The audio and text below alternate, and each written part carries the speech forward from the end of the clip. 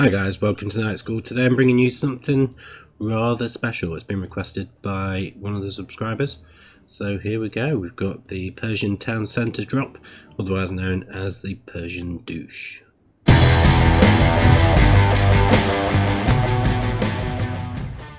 Okay, so if you enjoy Age of Empires 2 content, you're looking to improve the game, or you're looking to learn build orders, then start now by hitting the subscribe button and the bell icon to be notified of any further uploads.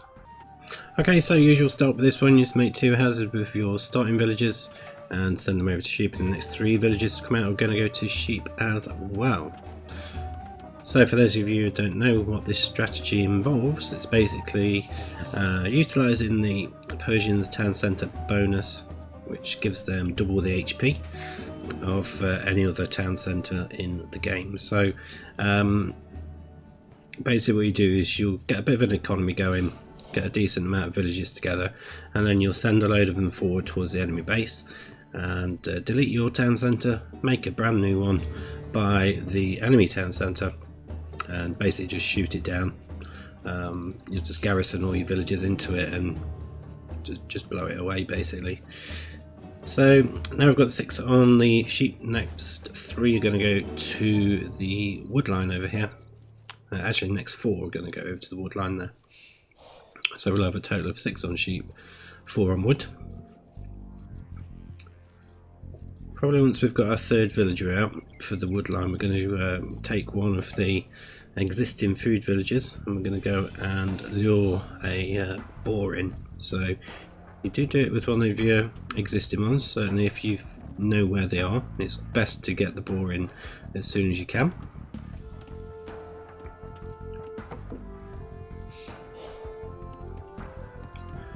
So why is this known as the Persian Douche? Basically it's just a douchey strategy. It's just horrible. It's just a horrible strategy. So the next one to come out after that one is going to go to the boar, which will give us 7 on boar. So yeah, it's a very chaotic strategy. Sends a lot of people into quite a panic, and it can be a very, very messy, horrible game. Lots of people rage quit through being douched by a Persian douche. So yeah, it's not a fun one to play against. I think it's a good one, a fun one to implement, but not necessarily to play against. So the next village that's come out is just going towards berries. Going to make a house, and then he's going to make a mill on the berries, and then we're going to have 3 new villagers going to boar, and we're going to take one of those existing villagers to go and lure the second boar.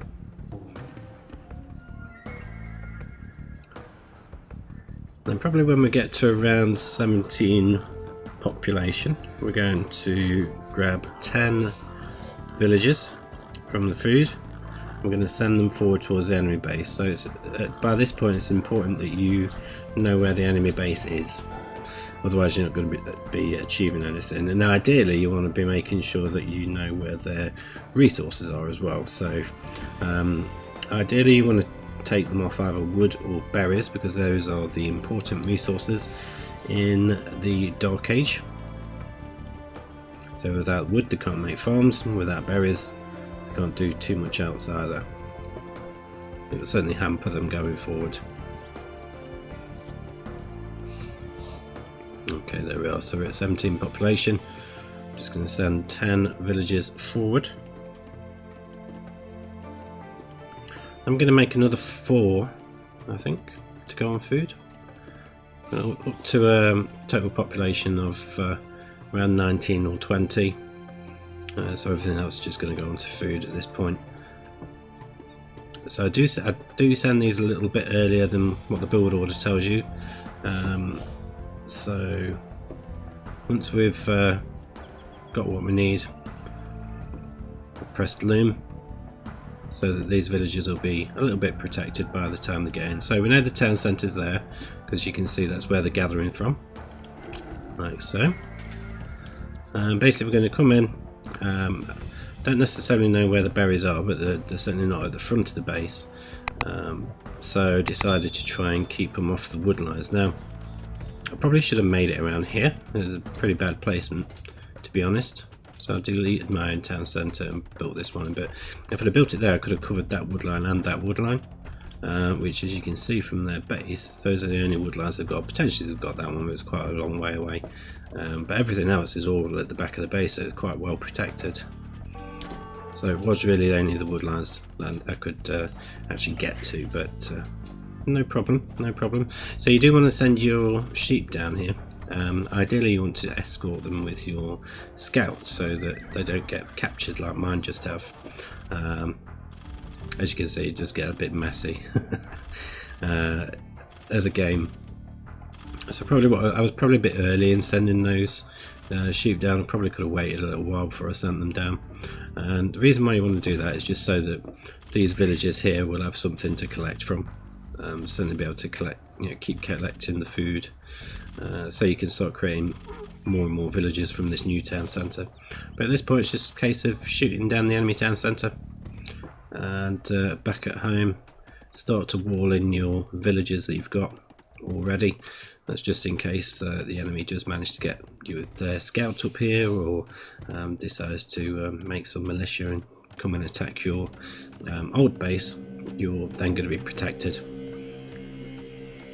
You do have to keep an eye on these though, just because as soon as some of these berries will expire, there's going to be a hole in your walls, so you do need to make sure you keep on top of those. But yeah, just looking back at the base here, or the fight I should say, so their HP is at about 1,000, ours is at 2,500, so we're now at half the health, which is what that one started on.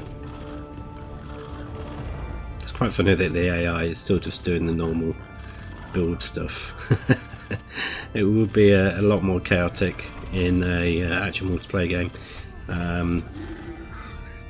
You may even have them they may have even rage quitted by now. So yeah, as you can see, their town centre is about to die. Ours is on fire, don't worry about that. As I say, we're still almost at the same health as that one would be when it first started, so you don't need to worry about it too much. At the minute we're just picking off villages because the town centre health is too low to be able to garrison the villages in. And that's pretty much what we're going to be doing at this point. Just killing off these villages. The enemy is not repairing. You might find in a multiplayer game they might repair a bit more, but so you may want to repair yours a little bit. If you're going to do that, just use 2 villages, because you won't lose much health even with just 2 villages repairing it. You should be fine. But that's it. So that one's dead. Now in another multiplayer game they might just gather all those villages up and perhaps put a town centre down here. If that's the case, you can again just delete your own town centre and basically just do it again.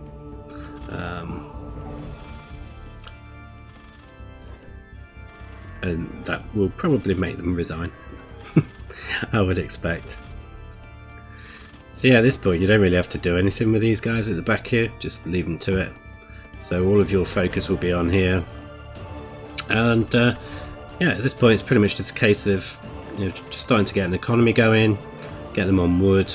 If you wanted to, you could just attack their villages with your villagers, but I think the enemy's AI is on 5 villages now.